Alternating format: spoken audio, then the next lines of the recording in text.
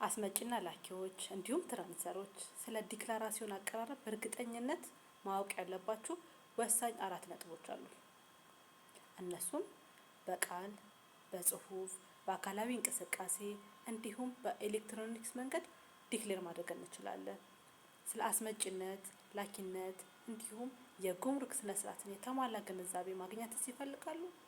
ሁሉንም ዓለም አቀፍ ንግድ ነክ ጉዳዮችን ከመሰረታዊ ጽንሰ ሀሳብ ጀምሮ እስከ ውስብስብ አፈጻጸም ድረስ በእኛ ስልጠናና ማማከር ያገኛሉ።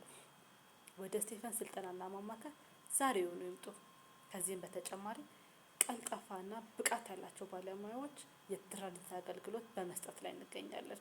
ለበለጠ መረጃ በስልክ አድራሻችን በ0910 99 28 53 እንዲሁም በ0932 73 1173 መደወል ይችላሉ። አድራሻችን ቦሌ ቡልቡላ መድኃኔዓለም ቤተክርስቲያን ፊት ለፊት ያገኙናል።